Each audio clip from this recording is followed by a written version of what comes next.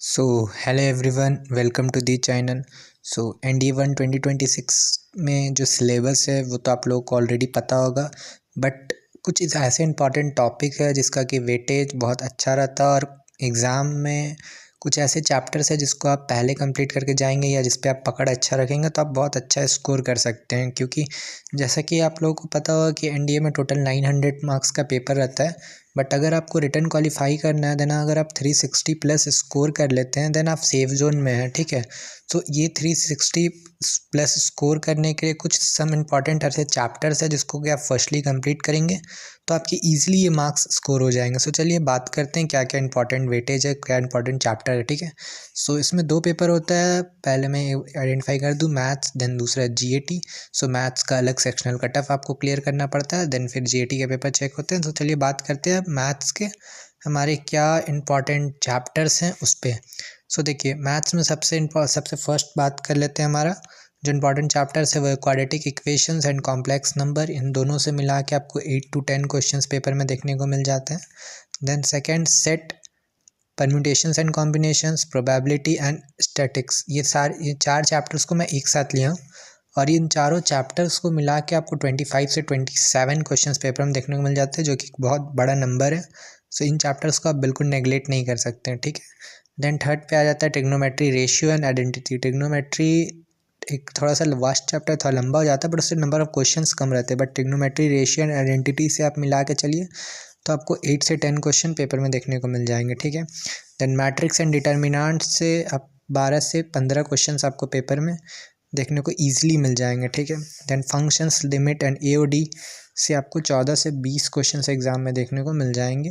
Then straight line से 5 to 7 questions आपको paper में देखने को मिलेंगे। सो इन सारे चैप्टर से ही आपको नंबर ऑफ़ क्वेश्चंस अच्छे, इन सारे चैप्टर से आप मान के चलिए कि आप इतना क्वेश्चन सॉल्व कर लेंगे कि आपका सेक्शनल कट ऑफ बहुत ईजिली क्लियर हो जाएगा मैथ्स में। ठीक है, सो आप मैथ्स में सबसे पहले इन सारे चैप्टर्स को बहुत अच्छे से कंप्लीट कीजिए, देन उसके बाद आपको और भी कोई चैप्टर करना हो देन आप कर सकते हैं।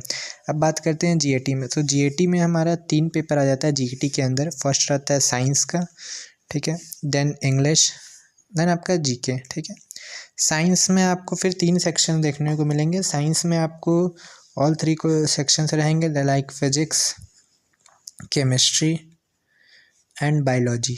ठीक है, तीनों के मिला के आपको 50 क्वेश्चन देखने को मिल जाएंगे। फिजिक्स, केमिस्ट्री, बायोलॉजी तीनों के मिला के 50 क्वेश्चन आपको पेपर में देखने को मिलेंगे। देन इंग्लिश के 50 क्वेश्चन रहते हैं, यहाँ से आपको ग्रामर भी आपको रहेगा, वो कैब भी रहेगा, इडियम्स वगैरह रहेगा, रीडिंग कॉम्प्रीहेंशन रहेगा, ये सारे इसके अंदर रहते हैं। ठीक है, बात करते हैं जीके से भी फिर 50 क्वेश्चन रहेंगे, इंग्लिश के भी 50। तो जीके में 50 क्वेश्चन में आपका क्या क्या हो जाता है, लाइक आप यहाँ पे आपको हिस्ट्री भी मिलेगा देखने को, हिस्ट्री के भी क्वेश्चन रहेंगे, geography, polity, current affairs, economics, ये सारे टॉपिक, सारे सब्जेक्ट के यहाँ पे आपको क्वेश्चन देखने को मिल जाएंगे। सो थोड़ा वास्ट हो जाता है जीके। सो बात करते हैं इंपॉर्टेंट चैप्टर्स या topic for GAT। So GAT में हमारा सबसे पहले बात करते हैं साइंस में। तो साइंस में इंपॉर्टेंट चैप्टर्स क्या क्या, देखिए साइंस में मैं ये प्रेफर करूँगा कि अगर आपके पास समय है और आप कर सकते हैं तो आप ओवरऑल पूरा सिलेबस एक बार कंप्लीट कर लीजिए, क्योंकि इसका जो सिलेबस है वो बहुत ज़्यादा इजी है, आप अच्छा से, और स्कोरिंग भी है। साइंस में आप 50 क्वेश्चन है ना, तो आप अगर चाहें तो आप 50 में से 50 क्वेश्चन ईजिली अटैम्प्ट कर सकते हैं अगर आप सारा सिलेबस कंप्लीट कर लेते हैं तो। बट कुछ इंपॉर्टेंट चैप्टर्स जो पहले मैं बता दूँ, फिजिक्स में optics, sound, motion, thermodynamics and electromagnetism, ये सारे वो इंपॉर्टेंट चैप्टर्स हैं जिससे कि आपको नंबर ऑफ़ क्वेश्चंस अच्छे खासे देखने को मिल जाएंगे एग्जाम में। ठीक है, अब बात करते हैं हमारे केमिस्ट्री में। तो केमिस्ट्री में इंपॉर्टेंट चैप्टर जो है वो आपका basic chemistry, acid base and salt, carbon and its compound, important component compounds and chemical bonding, ये सारे वो चैप्टर्स हैं जिससे केमिस्ट्री में क्वेश्चंस अच्छे खासे देखने को मिल जाते हैं आपको पेपर में। ठीक है, बायोलॉजी में बात कर लेते हैं, then cell, tissues, human bodies, diseases, ये सारे वो इंपॉर्टेंट चैप्टर्स हैं बायोलॉजी के।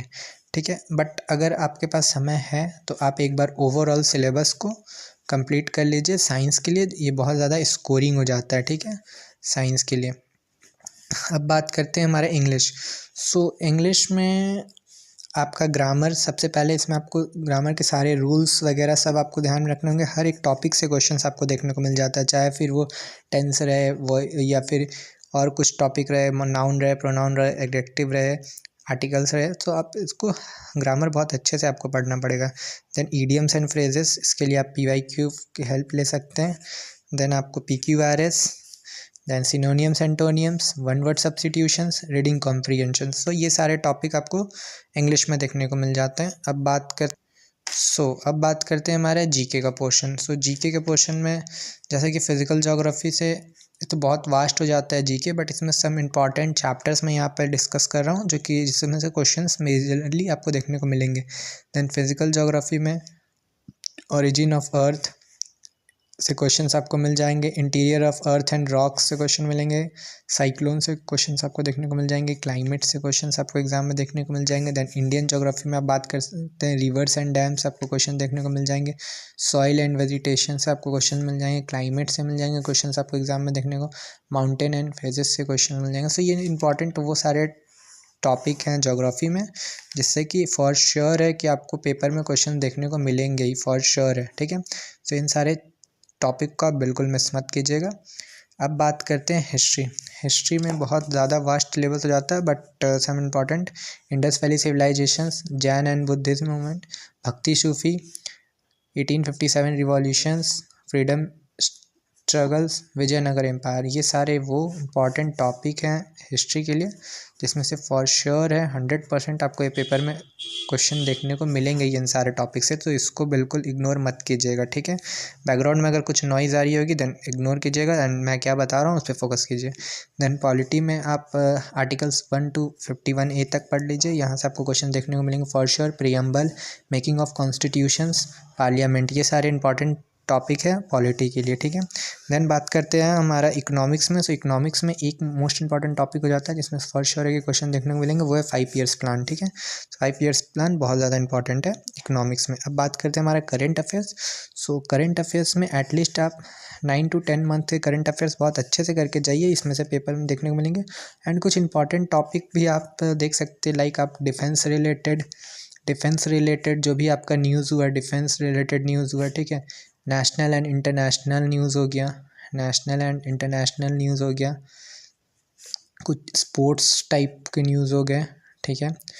देन कुछ अपॉइंटमेंट टाइप के न्यूज़ हो गए, इस टाइप के न्यूज़ आप देख सकते हैं। इस टाइप के न्यूज़ या कोई डील हुई, मान लीजिए इंटरनेशनल डील हुई वगैरह, ठीक है, डिफेंस के रिलेटेड। सो ये सारे टॉपिक पे आप करंट अफेयर्स बहुत अच्छे से देख सकते हैं। होप आपको ये वीडियो आपके लिए यूज़फुल रहेगा। Then subscribe the channel, and अगर आपको किसी और टाइप के वीडियोस चाहिए देन आप कमेंट कर सकते हैं, मैं उस पर वीडियोस बना दूंगा। तब तक के लिए ऑल द बेस्ट।